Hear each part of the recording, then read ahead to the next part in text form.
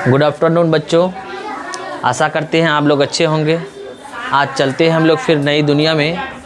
हम लोग कल पढ़े थे डीएनए के बारे में, कुछ चीज़ पढ़े थे। आज हम लोग डीएनए को पूरी तरह से पढ़ लेते हैं। 8 क्लास के लेवल से बहुत ही बेहतर जा रहा है, बहुत ही अच्छा जा रहा है। चलिए, ये डीएनए है। एक चीज़ जानिए कि डीएनए क्या है। देखो 8 क्लास में आप लोग इतना ही जानिए कि आखिर इसके बारे में है कितना।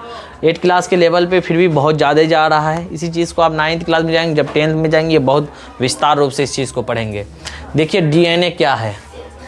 गुणसूत्र में पाए जाने वाले वो भौतिक पदार्थ जो माता पिता के गुण में मौजूद होता है, डीएनए कहलाता है। यानी कह रहा गुणसूत्र के आधार पर, गुणसूत्र में पाए जाने वाले, ये गुणसूत्र में जो होता है, गुणसूत्र में जो पाया जाता है वो भौतिक कण, वो भौतिक पदार्थ जो माता पिता के गुणों, जिसमें माता पिता के सभी गुण पाया जाता है, माता पिता के सभी गुण जिसमें पाया जाता है वो डीएनए में होता है। कहाँ होता है?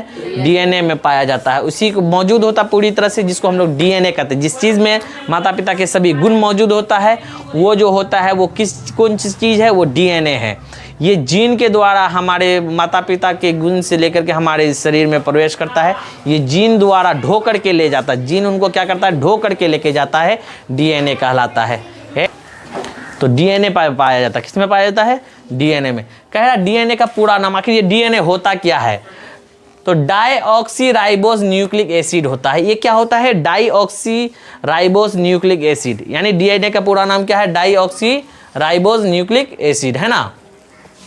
तो देखिए डीएनए जो होता है ये एक ऐसे पदार्थ, भौतिक पदार्थ है जो जिसमें माता पिता के सभी गुण मौजूद होता है। और वो अपने में जो होता है माता पिता के सभी गुण मौजूद होता है। जो मौजूद होने के बाद वो डीएनए जो होता है जीन के द्वारा हमारे शरीर में प्रवेश करता है और हम लोगों में अपने माता पिता के गुण दिखता है। क्या करता है? माता पिता के गुण दिखता है। वो सिर्फ कारण है वो डीएनए का।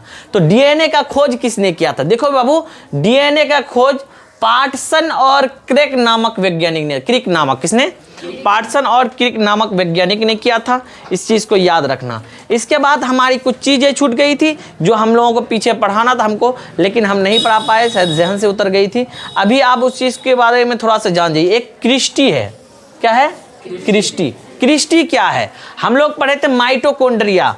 ये माइटोकॉन्ड्रिया में उंगली जैसा एक रचना पाया जाता है। काफ़ी उंगली जैसा एक रचना पाया जाता है। उसी उंगली जैसी स्ट्रक्चर को, ये जो उंगली जैसी स्ट्रक्चर को हम लोग क्या कहते हैं?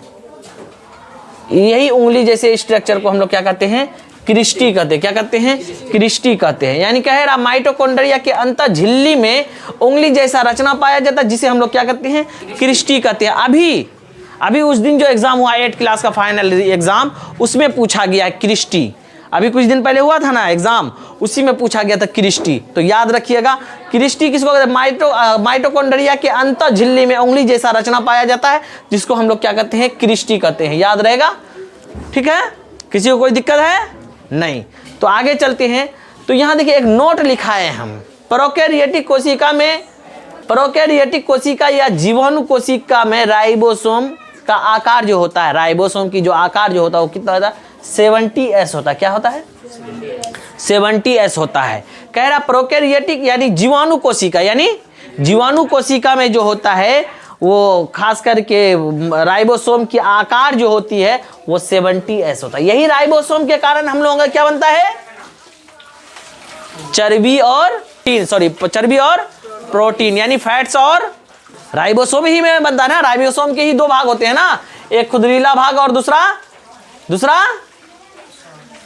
दूसरा समतलीय भाग, सॉफ्ट भाग, यानी चर्बीदार, यानी क्या कहते हैं? फैट्स का निर्माण होता है।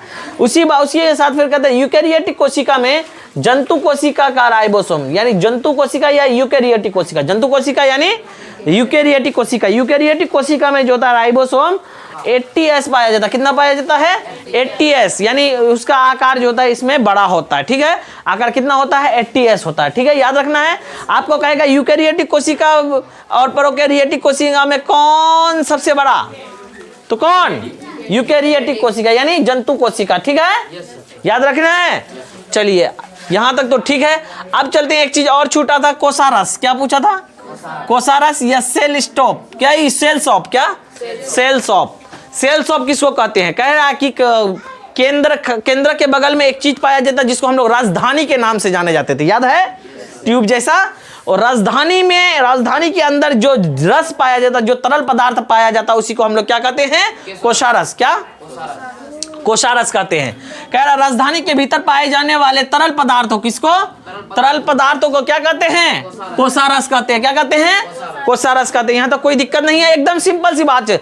राजधानी सबसे बड़ा किसमें पाया जाता है, पादप कोशिका में। किसमें, पादप कोशिका में। ये देखिए है ना, इसके अंदर में जो ये तरल पदार्थ है इसी को हम लोग क्या कहते हैं, कोषारस कहते हैं। हमने दिखा भी दिया है। आगे है कि आज कल ये चैप्टर मुकम्मल हो जाएगी, आज ही होना था लेकिन नहीं हो पाएगा, कल ये चैप्टर मुकम्मल हो जाएगी। चलिए छोटी छोटी चीज़ है, कल हम लोग पढ़ लेंगे और उसके बाद चैप्टर हम लोगों का मुकम्मल हो जाएगा।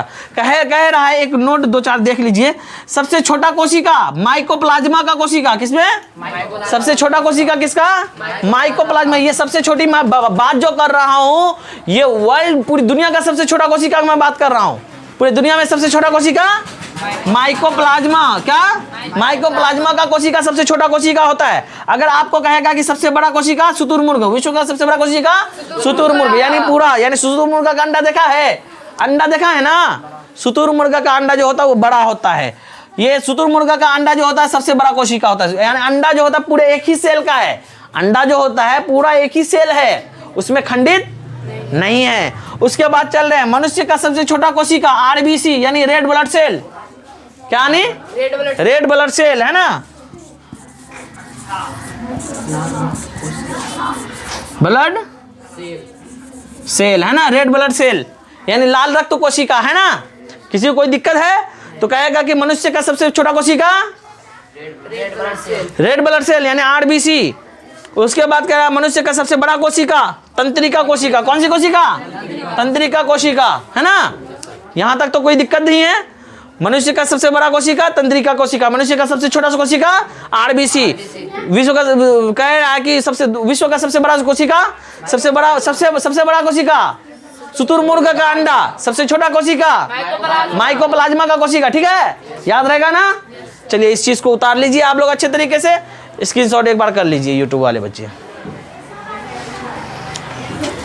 चलिए आज का क्लास ये फिनिश्ड।